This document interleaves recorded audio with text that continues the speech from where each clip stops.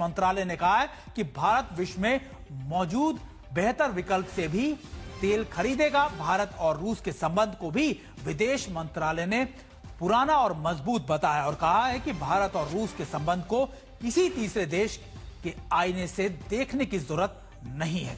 कुछ घंटे बीते और यहां पे एक ब्रूटल रिप्लाई हमको देखने मिला है एमईए से। आज तक का दोस्तों हार्शेस्ट रिप्लाई है।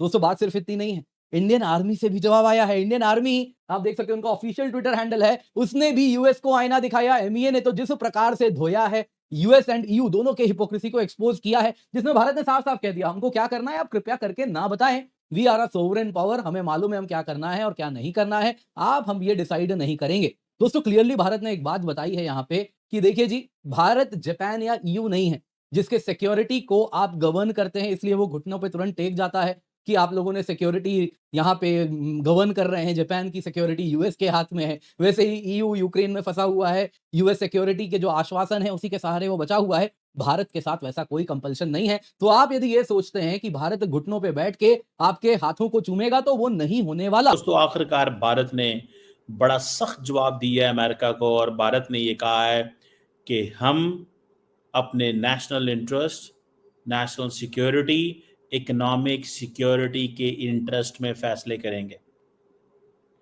India issued a strongest statement. मेल खाता है क्योंकि भारत ने पलटवार शुरू कर दिया है।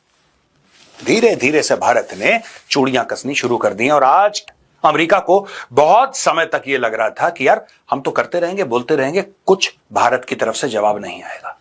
और मैंने ही कुछ दिन पहले एक बात बोली थी दोस्तों, जो मैं आपको वीडियो दिखाऊंगा, वो बात सच हो गई। घंटे पहले की बात है, उसके बाद से एक खप पड़ गई है सारी की कौन से ऑयल रिजर्व्स हैं पाकिस्तान के जो कि अमेरिकन कंपनी, कौन सी कंपनी जो है इन्हें एक्सप्लोर करने वाली है। उसमें स्टोरीज में लोगों ने ये भी लिखा है, लोगों ने नहीं, मेरा मतलब रिपोर्टर्स ने और पब्लिकेशंस ने ये बताया कि साक डार साहब कि एक हफ्ता पहले जब अमेरिका के secretary of state Marco Rubio के साथ उनकी मुलाकात हुई तो उसमें मादनियात का, मिनरल्स और माइनिंग का उन्होंने जिक्र किया था, ट्रेड डील का उन्होंने जिक्र किया था, उसमें किसी ऑयल एक्सप्लोरेशन का जिक्र नहीं हुआ।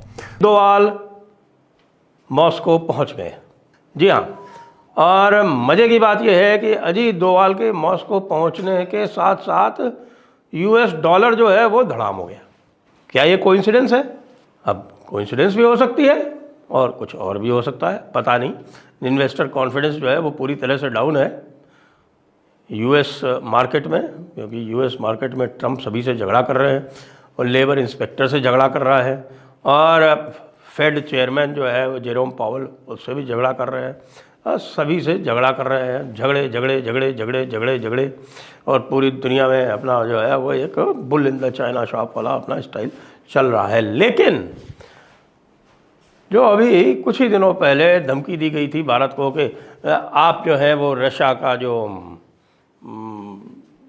यूक्रेन के साथ वॉर है उसको फाइनेंस कर रहे हैं रशियन ऑयल ख़रीद के, तो उस पर तो आपको पता है चाइना ने भी कह दिया कि हम तो ख़रीदते रहेंगे। वो तो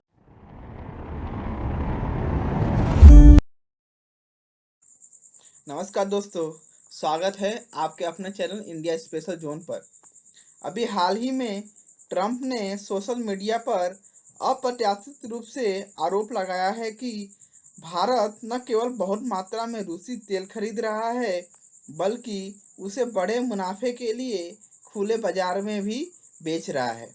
और इस पर प्रतिक्रिया स्वरूप उन्होंने भारत पर 25% अतिरिक्त टैरिफ लगाकर कुल 50% तक बढ़ाने की धमकी दी, जो कि अब तक की सबसे ऊंची दरों में से एक है।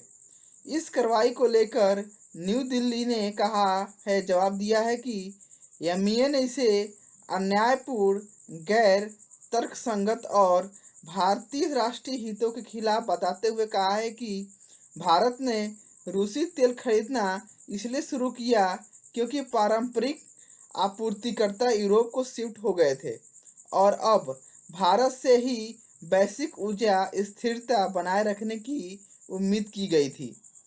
ट्रेड विशेषज्ञों का कहना है कि यदि भारत को इस तरह के कड़े टैरिफ का सामना करना पड़ा तो भारत की तेल आयात लागत से लगभग 9 से 11 अरब डॉलर का उछाल आ सकता है, जिससे महंगाई और व्यापार मार्जिन दोनों पर दबाव बढ़ेगा। इसके बावजूद इंडियन बिजनेस इतना समझदार है कि उन्होंने कहा है कि ये अमेरिकी दबाव उन्हें घबराने नहीं देगा, क्योंकि विश्व के शीर्ष सीईओ अभी भी भारत को विकास केंद्र मानते हैं। भारत यूएस के रिश्ते अभी कल जैसे नहीं है रहे। जो संबंध पहले बदस्मित थे अब कड़े और आर्थिक टकराव का रूप ले चुके हैं। इस पूरे मामले में भारत की विदेश नीति स्पष्ट है। राष्ट्रीय हित सर्वोपरि और एनर्जी सिक्योरिटी पर समझौता नहीं किया जाएगा। इसलिए वीडियो अंत तक जरूर देखें कि यह किस तरह भारत की रणनीति और आत्मनिर्भर को दिखाता है। जय हिंद, वंदे मातरम।